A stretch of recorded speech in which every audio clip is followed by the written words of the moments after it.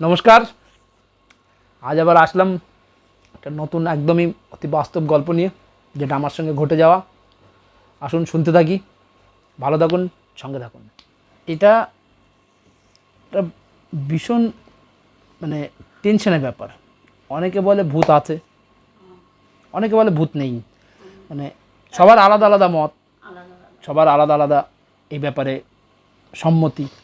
কেউ চিন্তা করে ভূত একটা গল্প, মানে বহু বছর আগের থেকে, মানে আজকে থেকে না, বহু বছর আগে থেকেই এইসব নিয়ে নানান রকমের গল্প চলে আসছে। কেউ বলে ভূত আছে, কেউ বলে ভূত নেই, কেউ বলে ব্রহ্মদূতী আছে। ভূতের আবার আলাদা আলাদা সিরিজ আছে, আলাদা আলাদা নাম আছে, এই ভূত সেই ভূত, পেতনি, কত নাম। কিন্তু অ্যাকচুয়ালি ভূত খুব কম লোকই দেখেছে। এখন তো দেখা সম্ভবই না, খুব কমই দেখা যায়।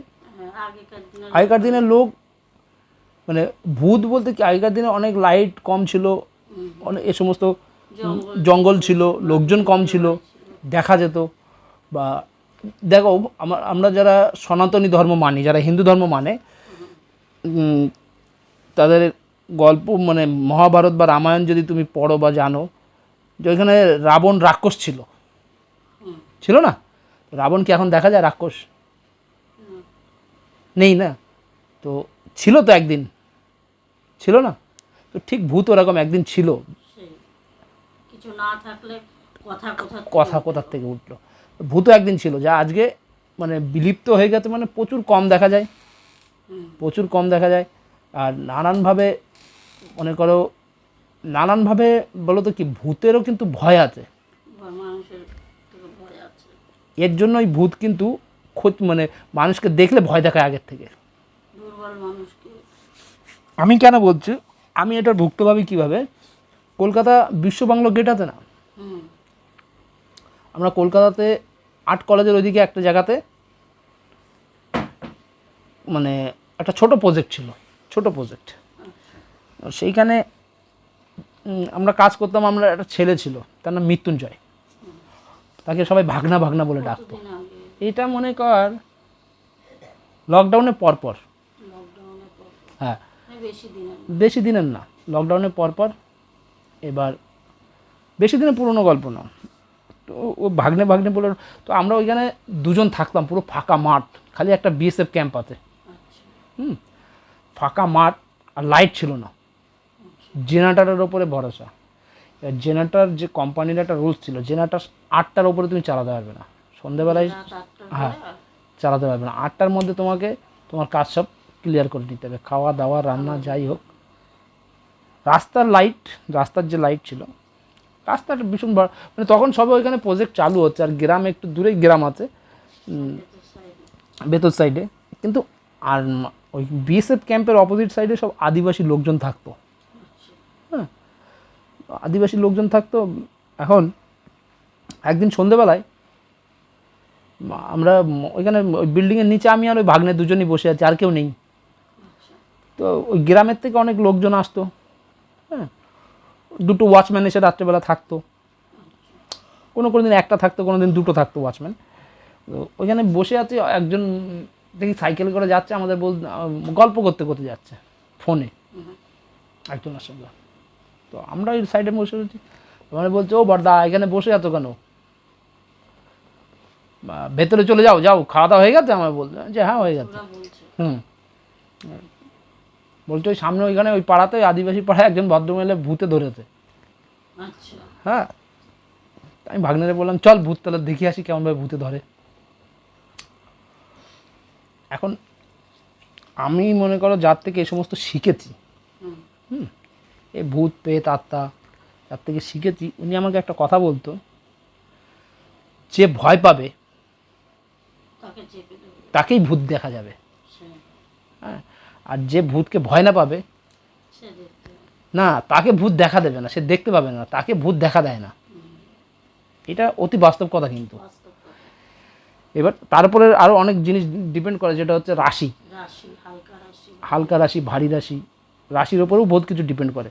যদি রাশি মানে একটু ডাউন হয় বা হালকা হয়, তো তাদের এই সমস্ত প্রবলেম, হ্যাঁ রাজভারী লোকেদের দেখা যায় না, এরকম বলে লোকে।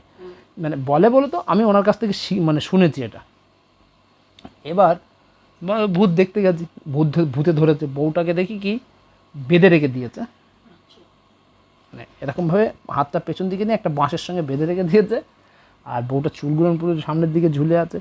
অনেক লোক দাঁড়িয়ে দেখছে, আমরাও দেখছি, একজন ওঝা আছে, ওঝার আবার একজন সাকরেত আছে, আচ্ছা। ওঝার সঙ্গে একজন হেল্পার থাকে না, হেল্পার থাকে। হেল্পার আছে। ওঝাটা দেখি ঝাড়ু, জুতো, নানান রকমের জিনিসপত্র পড়ে রয়েছে। একটা লাঠি নিয়ে ওর মুখের সামনে ধরেছে, বলছে বল কোথা থেকে এসছিস। হ্যাঁ, আর ও বলছে বলবো না। তো মেয়ে ছেলেটার এরকম অনেকক্ষণ থেকে এরকম টর্চার করছে, বল কোথা থেকে এসছিস, চলে যা, আর বলে, আর দুটো তিনটে কথা বলে, ঠাস করে একটা বাড়ি দেয় ওই লাঠিটা দিয়ে। আচ্ছা। অনেকক্ষণ মারার পরে মেয়ে, ওই ভদ্রমহিলা কী করেছে, বাঁশটা ভেঙে ফেলেছে।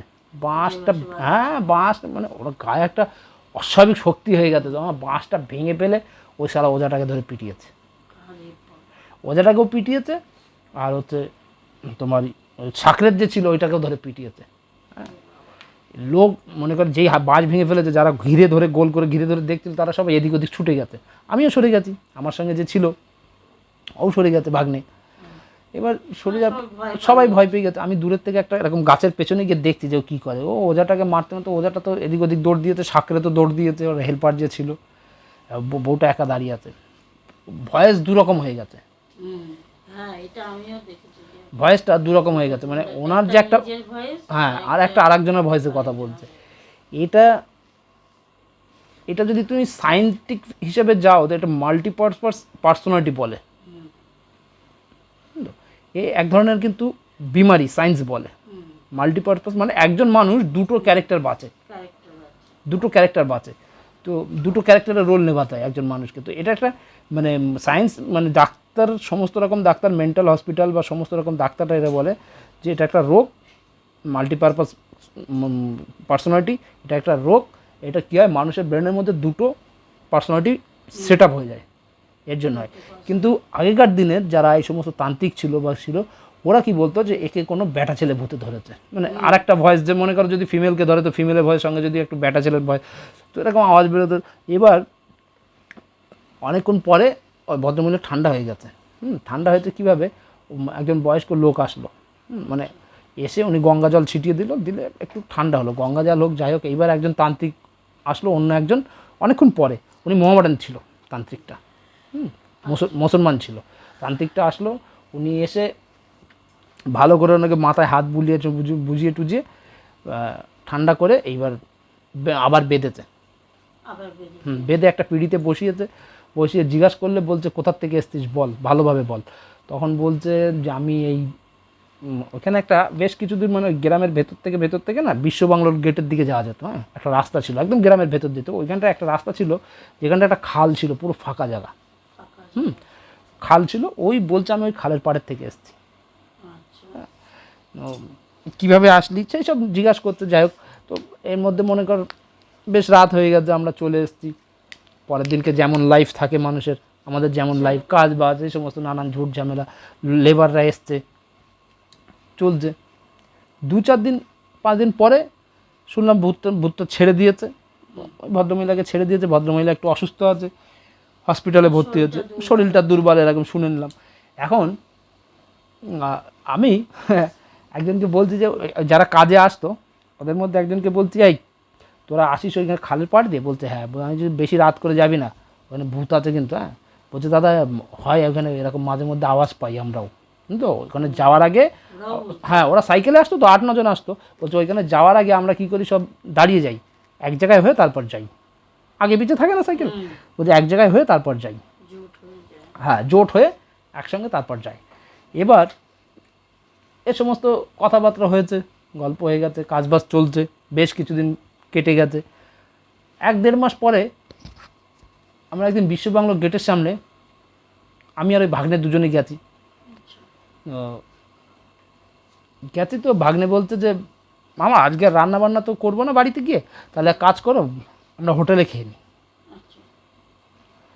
তো ঠিক আছে চল। তো বিশ্ব বাংলা গেটের সামনে অনেক লোক, গরমের সিজন ছিল, অনেক লোক বসে থাকে, আমরাও বসেছিলাম। আর অনেক মানে আমাদের ওখানে অনেক দোকানদার ছিল যাদের চেনাশোনা হয়ে গেছে, মানে রোজই গিয়ে আড্ডা মারা, চেনাশোনা হয়ে গেছে। হ্যাঁ, বসে তো ওদের সঙ্গে কথা বলতে বলতে বেশ রাত হয়ে গেছে। মানে খেয়ে দিয়ে আস্তে আস্তে আমাদের আরও আরেকজন ওইখানে বন্ধু ছিল, সেও ছিল।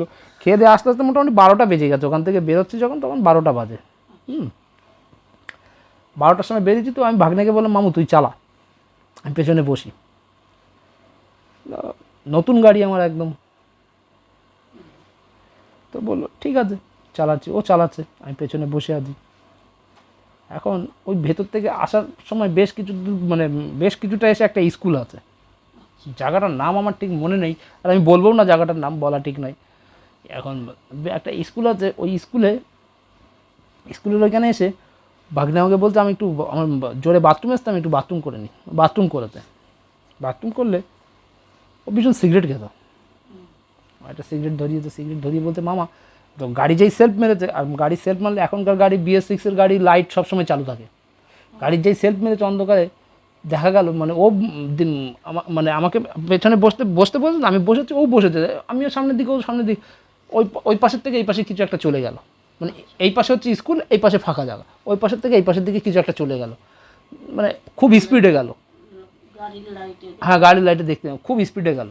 তো ভাগ্নে বলছে মামা কী হলো কেসটা? আমি যে আরে হবে কুত্তা মুত্তা কিছু এদিক ওদিক। বলছে আরে কুত্তা এত লম্বা থড়ি হয়, আমাকে বলছে কুত্তা এত লম্বা থড়ি হয়, এখান থেকে ওই পাশের থেকে ওই পাশে গেল। আর যারা ছাড় যা হবে হবে চল। ও দাঁড়াও 2 মিনিট, বলছে দাঁড়াও 2 মিনিট দাঁড়িয়ে যাই। আরে পাগল এখানে কেন দাঁড়াবি চল। তো গাড়ি সেলফ মেরে আমার আগে চললো, আগে চললে মানে একটুখানি আগে গেছি, মানে ওই জায়গা একটুখানি আগে গেছে স্কুলের জানলাটা জোরে কেউ বাড়ি দিল, ঝাম করে আওয়াজ হলো স্কুলের জানলাটা। হ্যাঁ স্কুলের জানলাটায় আওয়াজ হলে তো ও আমাকে বলছে মামা আমার ভয় লাগছে। আচ্ছা আরে পাগল, বলছে কেন জানলায় এমন কেন আওয়াজ হবে, না হাওয়া আছে না বাতাস আছে এত জোরে।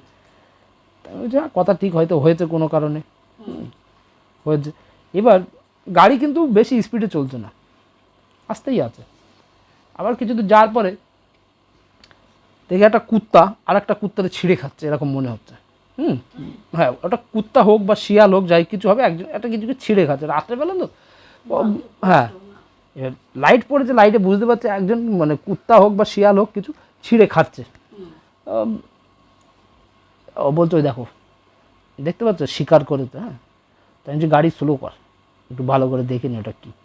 তো ওর হট করে ব্রেনের মধ্যে সেই ভয়টা বসে গেছে। হ্যাঁ ওর ব্রেনের মধ্যে কিন্তু ওটাই ঘুরছে, ওই ছেলেটা যে কী গেল বা এত জোরে জানলায় কেন আওয়াজ হবে, কে আওয়াজ করলো। তো আমাকে বলতে মামা তুমি চালাও গাড়ি। আমি বললাম ঠিক আছে, তুই গাড়ি দাঁড় করা তাহলে। গাড়ি দাঁড় করিয়েছে, আমি চেঞ্জ করে নিয়েছি, ও আমি চালাতেই বসলাম, ও পেছনে বসলো। এখন ওইখান থেকে একটুখানি আগে গেছি, একটুখানি আগে গেলে দেখি কি ওই আদিবাসী পাড়ায় ঢোকার বেশ খানিকটা আগে, অনেকটাই আগে, দেখি একটা বুড়ি দাঁড়িয়ে আছে, তার গলায় একটা গামছা, বুড়ি দাঁড়িয়ে আছে একটা গলায় গামছা, লাইটের ফোকাসে বোঝা যাচ্ছে। হ্যাঁ বুড়ি দাঁড়িয়ে আছে। এইবার আমি গাড়ি চালাচ্ছি তো এরকম চালাচ্ছি, একদম পাশেই দাঁড়িয়ে আছে রোডের পাশে, তো বড় বড় চোখ করে আমার দিকে দেখলো, মানে পায়ে দিয়ে যখন যাচ্ছি চোখ দুটো যেন জ্বলছে এরকম মনে হলো। তো ভাগ্নে ভয় পেয়ে গেছে, বলছে কি মামা বুড়িটা কিন্তু আমার কিন্তু তুমি জলদি ঘরে চলো, আমার কিছুই ভালো লাগছে না। ওর মানে জ্বর আসার মতন হয়ে গেছে। ভয়টা এরকম লেগে গেছে। এবার কেন বেশি ভয় লেগে গেছে, ওই শিয়ালটা না, শিয়ালটা যে আমরা যখন গাড়ি চেঞ্জ করেছি, শিয়ালটা পরে যখন গাড়ি ও পেছনে এসে বসেছে, আবার আমি সামনে বসে দেখি নেই। এবার এটা কি হয়েছে, এটা যদি সত্যি শিয়াল হয়ে থাকে তো হয়তো আলো পড়েছে বা লোকজনের আওয়াজ পেয়ে ও খাবারটা নিয়ে ওর খাবার নিয়ে বা শিকার নিয়ে দূরে সরে গেছে। কিন্তু ও একদম সিরিয়াস নিয়ে নিয়েছে ব্যাপারটা, নিয়ে সরে গেলে এবার ওই বুড়িটাকে আমি যখন দেখেছি আমারও ভালো লাগেনি। আমি ভাগ্নেকে বললাম দেখ ভাগ্নে আমার গলায় পইতে আছে, তুই এত টেনশন নিস না, আমাকে জড়িয়ে ধরে বস। আমাকে তো ভালো করে জড়িয়ে ধরে বসেছে। এবার ওখান থেকে মনে কর 1/2 কিলোমিটারও যায়নি, হ্যাঁ 1/2 কিলোমিটার যায়নি, দেখি বুড়িটা আবার ওইখানে। সেটাই তো বিষয়, কী করে গেল সেটাই তো আমি বলতে পারবো না। বুড়িটা দেখি আবার ওইখানে। না না বুড়ি হাঁটে কী করে, আমরা বাইকে যাচ্ছি, আমাদের সঙ্গে ও হেঁটে গেলে কি যেতে পারে?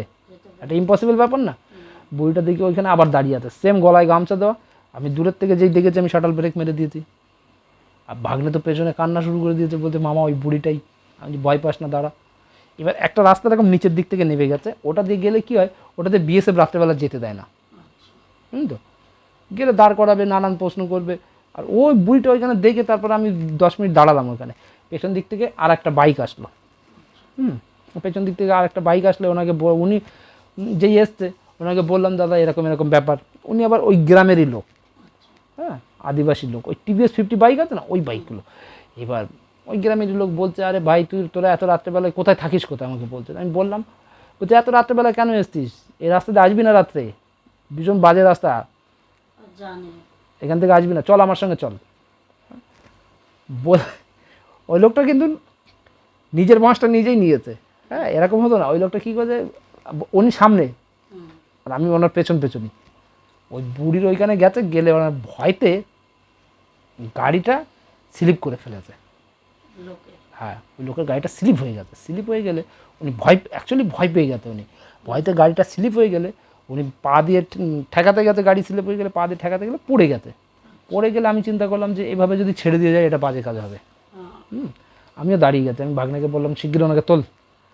আর তখন কিন্তু ওই বুড়ি ওইখানে নেই, মানে বুড়ি মনে কর আর 10 হাত দূরে, তখনই উনি পড়ে গেছে, 10 হাত না 5 হাত 7 হাত দূরে হবে, তখনই উনি পড়ে গেছে। পড়ে গেলে লোকটাকে তুলেছি, দেখছি বুড়িটা নেই, আর গাড়ি অন রয়েছে, অফ করতে না যেন লাইটটা চালু থাকে। তুললাম, ওই লোকটা দেখি 2 মিনিট বসলো, বসে বলতে ভাই চল আমাকে একটু নিয়ে চল।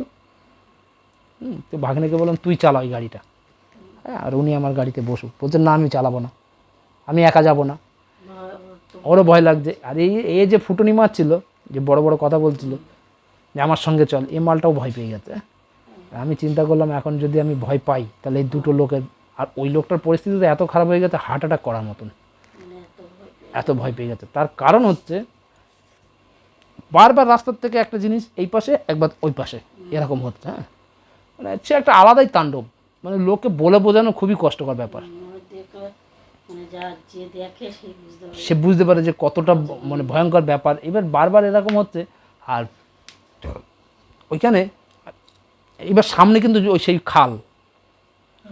সেই খালটা সামনেই, আমি তো মনে পড়ে গেছে আমার খালের এইখানকার কথা, হ্যাঁ এবার ওই বুড়োটাকে ওই লোকটাকে তো বললাম যে দাদা আপনি আপনার গাড়ি চালান, আমরা বেরিয়ে গেলাম। তো বলছে না আমি আসছি তোমাদের সঙ্গে চল, বলে 3 জন একসঙ্গে আসছে। খালের ওইখান থেকে ওই বুড়িটাকে দেখলাম যে দৌড় দিল, বুঝলি, ওই বুড়িটা এত জোরে দৌড়ালো না, মানে গাড়ির পাশ থেকে ঝড়ের মতন চলে গেল, ঝড়ের মতন বেরিয়ে চলে গেল। আর এত জোরে হাওয়া গেল ওনার সঙ্গে, সেটা বলা মুশকিল। ওই যে হাওয়া গেল, ভাগ্নের জ্বর আসলো। এইবার ওই বুড়িটা আগে চলে গেছে, আবার দেখছি রাস্তা খানিক দূর যাওয়ার পরে আবার দেখছি ওই লোকটা, এবার ওই লোকটার গ্রামে ঢুকবো সেই টাইমে, হ্যাঁ গ্রামে ঢুকবো সেই টাইমে, ওই লোকটা তো গ্রামের মধ্যে ঢুকে গেছে, সেই টাইমে দেখি বুড়িটা আবার দাঁড়িয়ে আছে। আমি চিন্তা করলাম শালা এবার তো খুব মুশকিল। এবার এই বুড়িটা দাঁড়িয়ে আছে, এই পাশেই হচ্ছে বিএসএফ ক্যাম্প। আমি গাড়ির কিন্তু স্পিড কম করিনি, আমি সিধা বিএসএফ ক্যাম্পের দিকে ঢুকিয়ে দিয়েছি। যেই দিয়েছি যে বিএসএফ ক্যাম্পে না লাইট এরকমভাবে ঘুরতে থাকে ওপরে, ওদের ফোকাস লাইট থাকে, সঙ্গে সঙ্গে আমাদের ওপরে লাগিয়ে দিয়ে বলছে কনে, আমি হাত ওপরে সারেন্ডার করে দাঁড়িয়ে গেছি, ভাই মাইও। সঙ্গে সঙ্গে দুটো বিএসএফ গেট খুলে বাইরে আসতে বলছে কনে কিদার সে। ওরা তো আগে আইডি জিজ্ঞাসা করে, আইডি দেখালাম, তারপর ওদের বললাম এরকম এরকম কেস। তো বিএসএফটা বলতে কোথায় থাকিস, আমি বলছি সামনে থাকি। বিএসএফ ওইখান থেকে 100-কে ফোন করলো। ফোন করলে আসলো পুলিশ, রাউন্ড আপে রাজারহাট পুলিশ আসলো, যারা ছিল রাউন্ড আপে আসলো, তাদের বললাম, বললে ওরা বললো কোথায় দেখেছিস, আমি বললাম এই ব্যাপার এই জায়গায়। তো বলতে হাট পাগল, এখানে কিছু নেই, এসব বাজে কথা, এসব বলবি না লোককে। হ্যাঁ ওরা আরও বলছে আমরা এত রাউন্ডে থাকি, হ্যাঁ না সাহসী না, ওরা অ্যাকচুয়ালি বলতে চাচ্ছে না। তারপরের দিনকে ওই ভাগ্নে ওইভাবে ওরা আমাদের ঘরে পৌঁছে দিল। ভাগ্নের তো জ্বর এসে গেছে। পরের দিনকে সকালবেলায় সব লোকজন আসলে তারপর ওই আদিবাসী গ্রামের থেকে একজনকে ডেকে আনলাম ঝাড়ানোর জন্য। ঝাড়িয়ে ওই ভদ্রলোকের কাছে ওই ভদ্রলোককে বললাম সব। তো বলছে আরে পাগল, ওইখানে একজন বুড়ি গলায় দড়ি দিয়েছিল গামছা দিয়ে, এরকম দেখা যায় বুড়িকে, ওকে ভয় পাওয়ার কিছু না, সবাইকে ভয় দেখায়, আর ওরকম উন্মাদ দৌড় শুরু করে, দৌড়ি করে। বুড়ি ছিল অ্যাকচুয়ালি মেন্টালি ডিস্টার্ব। এবার উনি বললো যে এরকম এরকম ব্যাপার, এর জন্য ওখান থেকে কেউ আসে না। তারপর 4-5 দিন লাগলো ঠিক হতে, জ্বর ঠিক হলো। তারপর ধীরে ধীরে আমরা রাত্রেবেলা আর বেরোতাম না, বুঝলি। রাত্রেবেলায় কেন বেরোতাম না, ওইখানে এক তো শুনশান জায়গা, তারপরে ওই গ্রামে যখন বাজার টাজার করতে যেতাম অনেক লোকের সঙ্গে আলাপ হয়ে গেছিলো। রাত্রেবেলা যে ওয়াচম্যান থাকতো ও নিজের ওই গ্রামের, ও ওকেও জিজ্ঞাসা করেছি, ও বলছে মামা আমরা এরকম বহুত ফেস করি এই জঙ্গলের মধ্যে, খবর দিলে যাবেই না এদিকে। বুঝলি তো, কি ভয়ানক। ভয়ানক ব্যাপার, মানে ভীষণ ভয়ানক ব্যাপার। এর জন্য অনেক জায়গাতে এসব থেকে থাকে। তো এর জন্য হিসাব করে, মানে লোক যদি, তুমি যদি বিশ্বাস করো তো ঠিক আছে, যদি বিশ্বাস না করো এতে তোমার বিপদও আসতে পারে। বুঝলি তো, এর জন্য ওভার কনফিডেন্স কখনো ভালো না, দূরের থেকে মানে সেফটির সঙ্গে যাই বেটার।